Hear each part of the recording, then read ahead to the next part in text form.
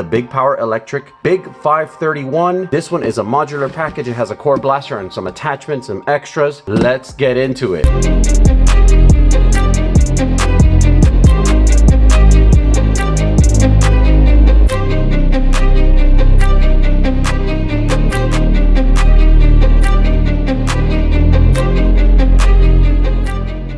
This box is a little bit thicker than the others, albeit though it's not as long as the others. Same two flaps of tape right here. Cut those open and then you can get into your blaster. Alright, so the box pulls out like a tray. You have your radical red eye protection that you get with these kits. We got a very cool stock. It gives me a reminiscence of the AccuTrooper stock from Nerf. The box says you get 100 darts, so you get 2 packs of 50. As I mentioned before, this company is very generous with the amount of darts that they provide. You got a longer iteration of the scope that you get with Model 505. However, this one has a more Max Striker style impression inside the scope. I'll go over that in a few minutes once we get these packages open. You got your very AK-47-esque barrel attachment with what seems to be a fake gas return tube. You have your pop-up targets. Now, I go over these in details on the Model 505 video. If you really want to know how these work, there's really nothing to them. They're pretty simplistic, really fun to shoot for basic plinking needs. You got your core blaster, which this is actually one of the few blasters in its core blaster form that I like. It's very reminiscent of the Strife with a few Spectrum vibes to it. They provide you with not one, but two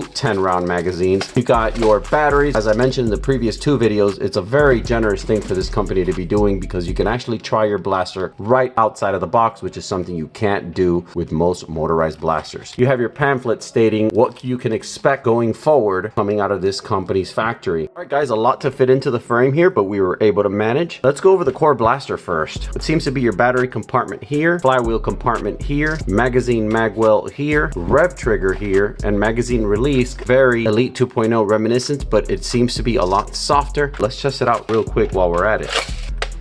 Yup, it's definitely able to do it with one hand. As you guys saw my review on Sunday of the Fortnite IR, so many companies, including Nerf themselves, have been able to get this better than the Elite 2.0 variety of mag releases, but this is just seamless. You could do it with the tip of your finger, no problems at all releasing the magazine there. We have a standard Nerf stock attachment here. That's always nice to see. Very cool sci-fi-esque piping over here. On this side, we have the non-colored version. Jam door opens up from the front. Decent amount of real estate to clear any darts that have not fed correctly. I do kind of like this jam door style a lot better than the side access ones, at least for blasters like this. Moving on to the attachment, I couldn't believe how well made this is. Screws in areas where other companies would have just solvent welded. Even this little orange tip here is screwed on with 4 small machine screws. I really appreciate that level of detail and craftsmanship. This company continues to impress me as far as their build quality and the things that they have put together. Now we're going to go ahead and assemble the blaster. N-Strike attachment works just like any N-Strike. Attaches very snug and there is no movement in between these 2 pieces. And then your stock attachment attaches with a very confident click.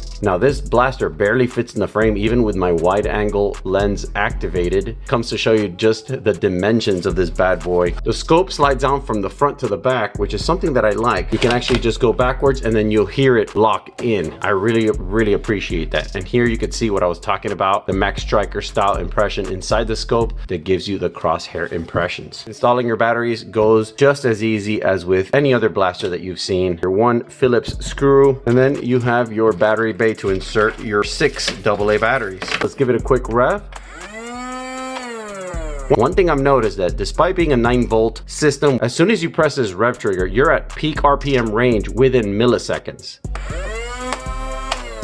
That's crazy. I mean, I have seen longer rev times for 9-volt systems than this. Really good job, Big Power. With all of that said, let's hit the mini range. We're gonna try a few of these foam darts out, do a grouping test, and then a chronograph test, and then we're gonna give our lasting impressions on this bad boy. Let's get to it.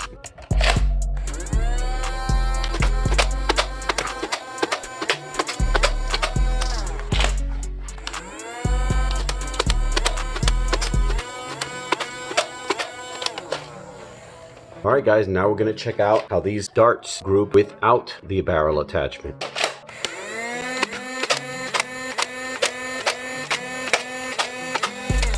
Now, let's move on to our chronograph test.